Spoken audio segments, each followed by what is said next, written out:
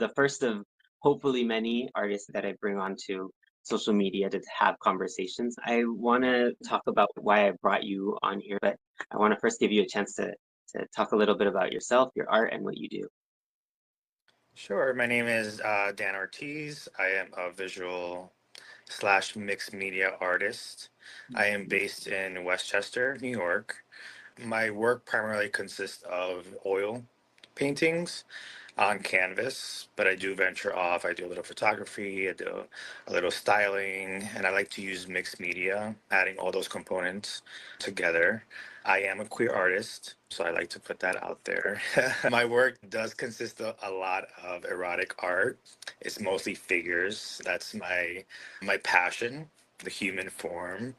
So yeah. Thank you for joining us. And I think that you touch on, obviously, your art touches on a topic that can be seen as very controversial, but in my mind, I think that it opens the doors to have conversations. And I think that's something that's very important and very key and fundamental to the work of artists is those they make it possible for us to have conversations around difficult topics and differences of opinion. And so I think that even within your work, even though some people may not see it as kosher, it does destigmatize a little bit of the sexuality, which is so often in society veered in a negative form. I agree. So I wanted to ask you about what got you into your art, independent of obviously the fact that you now sell your art. I want to talk about prior to that. What interested you or what drew you to it? Tell us a little bit about that. Sure. I've always had an interest in the arts. I was always creative as far as I could remember, my earliest memories. And when I first started taking notice in physical human features, I think it was through comic books. I just liked the way they were depicted, the muscle tones, their action shots. And I also like the fantasy aspect of the comic books as well. So that sparked interest in me immediately. At an early age, I would open comic books. I would trace Storm, the X-Men, and it was like it was interesting because I would always gravitate towards the female forms for some reason. Like I admired the male forms, but a lot of the characters in comic books, the female characters, they're muscle tones, like they're Yeah. muscular. And I like the idea of them being a feminine figure, but being strong and having powers. So something about them. So I found myself drawing a lot of like Rogue, Storm, and Right. Phoenix. So that's where it all started. And then we had art class here and there growing up. With every grade, they'll offer like a creative portion to your studies. But I don't think I took it seriously till I entered high school. And in high school, I had an art teacher that really believed in me. And I feel like that's super important. When you have someone who's been in the business or who is a creative that's been successful or a mentor, that's so imperative in someone's life, their career. They really do shape in the way you start looking at yourself, the way you start looking at the world, the possibilities start opening up for you. For myself, I really didn't see it. I'm Latino, right? And I'm also queer. So I faced a lot of Also barrier. yeah. So it wasn't really, I knew I loved it. It always stuck with me, but I just didn't realize that I can pursue a career in it. I saw others doing it with that maybe they were in a different social category or whatever the case is, but I never saw it for myself Yeah. for some reason. It was never a thing. And no one in my family really pursued it. I think I'm the first or second person to actually want to pursue an art career and saw some success in it. And the other person being my older brother. So he was an inspiration for me.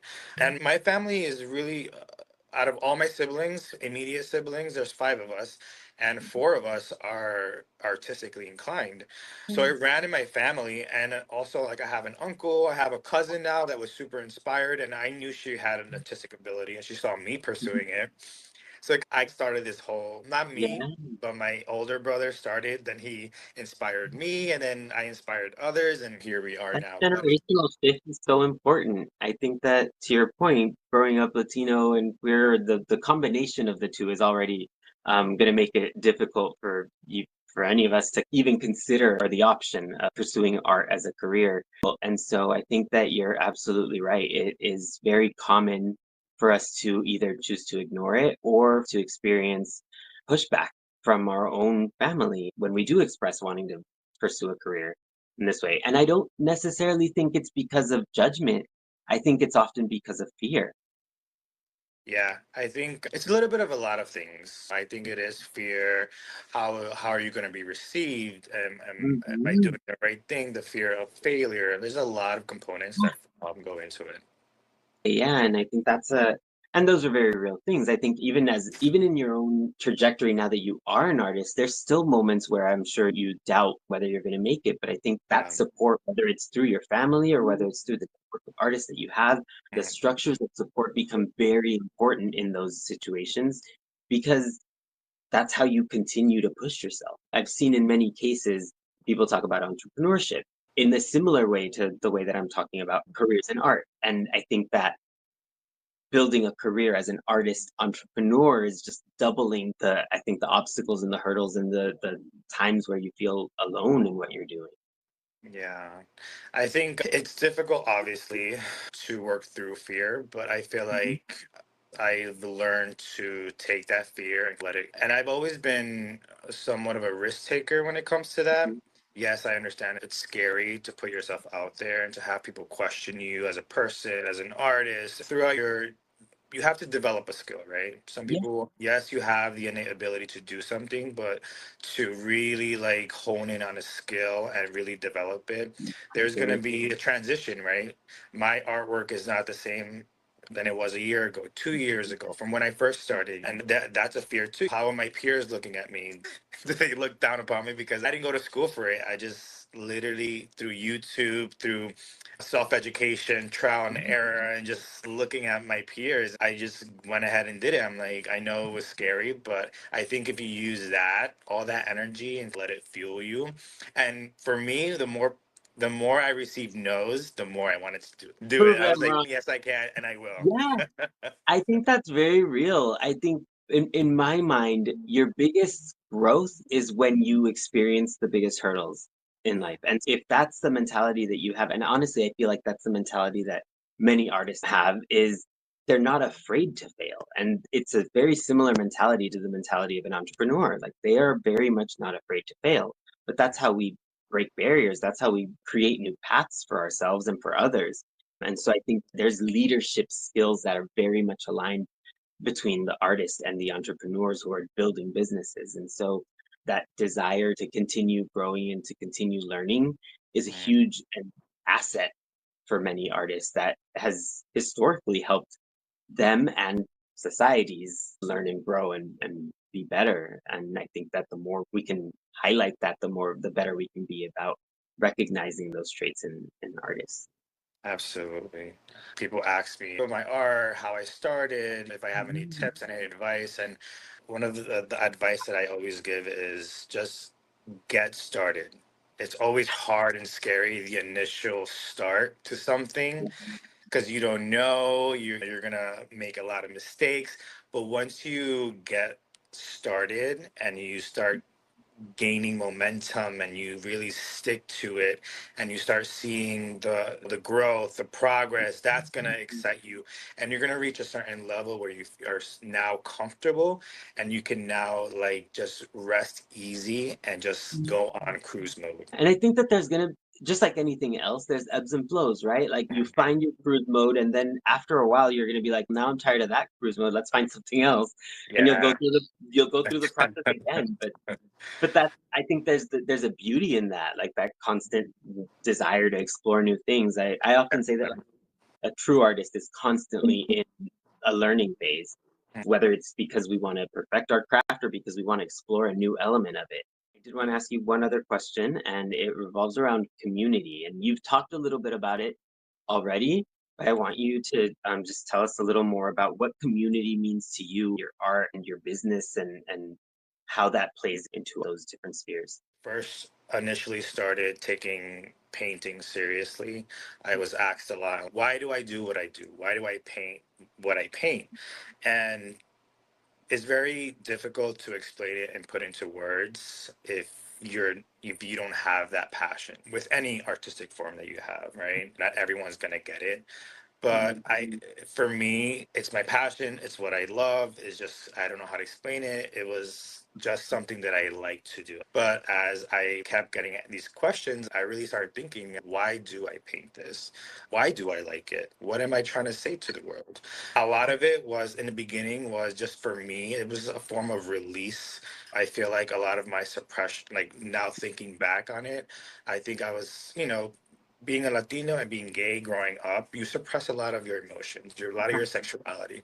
And it came to a point where I was like, I like that I'm able to convey this on a canvas and portray this and depict this, and I love it. So it was a form of me expressing my sexuality, An my exploration creative too. side.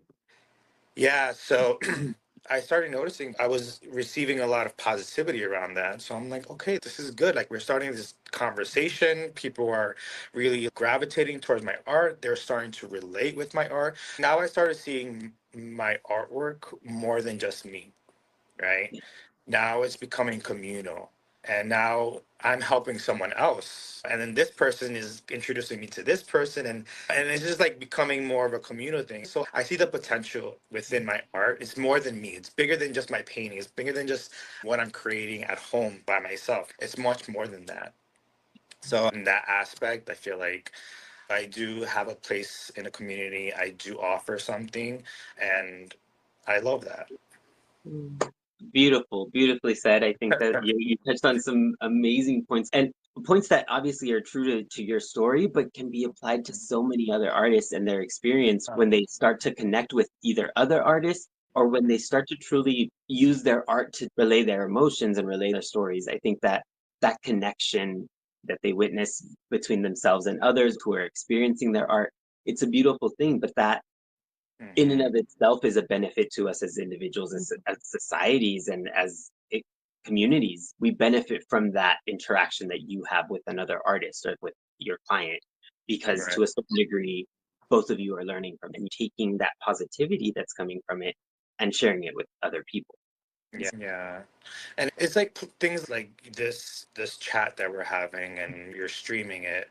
Someone's going to come across this and they may not have had this conversation in a communal space or with anybody else, but this will open a door for something else. This will lead to something else. This would start a snowball effect with other community members, and it can grow from here. I think it's very important to have these safe spaces, these conversations, to have people feel comfortable. I feel like there is a lot of opportunities. Unfortunately, a lot of places won't have these safe spaces depending on where you live, the borough. For example, like I've lived in Westchester my entire life, and I still have yet to see a full LGBTQ plus safe space where in Manhattan we have those kind of spaces. Right. You come across them in every street. But here I feel like we don't have anything like that. Or even artistic. It's a Yeah. close knit to our community. I feel like at this point we should have something, but it's like people like yourself, like people like me. We're starting the conversations here and there, and I think that's Yes. very cool. Absolutely. And I think that there's documentation of art societies all throughout history. But one of the things that I've come across in my experience with is many artists, whether it's through circumstance or because of how they grew up, if they just pursued their art and have never had an experience in an office or in a structured career, they're not exposed to the structure that is imperative for long-term success, and also lack the skill sets that I think they need to build community and longevity. Or they themselves keep away from it. They're like, no, I don't do structure, I don't do branding, or I don't do marketing, and I don't do sales. I don't sell my art. And that's fine, that's a choice. But Mhm. if you want to make a living from your art, Yeah. like there's a disconnect there. And so part of my efforts with the organization is to bring those skill sets so that artists can build structures for themselves. And I'm not saying that they need to build corporations and businesses in the way that we see businesses out today. But if they have the skills and the knowledge, they can build them however they want them. But 100%. they need I to build. think as artists, yes, What we want to do and spend our energy on is just creating, right? The That's where art. we thrive. That's where we focus our attention on. That's what we do. We just want to create. And that's another thing I had to learn through my career and taking this seriously. There is a business aspect to your art, to your brand, to your name, to whomever you are presenting to the world, whether it be shopping around shopping galleries, you want your artwork displayed, even if you don't want to sell it, you want visibility, right? So you have to shop around. So there's a business side to it as well. On social media, your Yeah. posts, your captions, the way there's a business aspect to it. And that's very important if you really want to show the world your Mhm. art. Yeah, yeah, absolutely. And I think That's that's a super important. I love that you're doing that. yeah, no, thank you, thank you. Yeah. So that leads, I don't want to keep you too long because I know that you have art to create and other things to do. But I wanted to say thank you so much for joining us. I do also want to just tell everyone else this is meant to be an intro for a workshop that you're going to be teaching with us later on this month. That will showcase a little bit of your art. So we'll do some promo around that. But I wanted everyone to have a chance to get to know the background and who you are and what your story is, so that Mhm. when they do come to the workshop, they don't necessarily have to focus on that, and you can focus on whatever it is that you want to teach them or show them and get them to experience in your art. Thank you so much for joining me and for having this conversation. I think this is so important. My main focus with this month-long series of events is to Mhm. showcase as much as I can all of the benefits outside of entertainment that we get from arts, with the intention of being able to generate funding to be able to build the programming that I want to build for artists that will help them build these structures. So, yes, with that said, I did want to finish off with everyone, but I will let you go. Thank you so much. Thank you. Thank you for having me. I enjoyed Yeah, our conversation. I can't wait for the workshop. yay. All right, we'll be in Thank contact. you. Bye bye. Bye.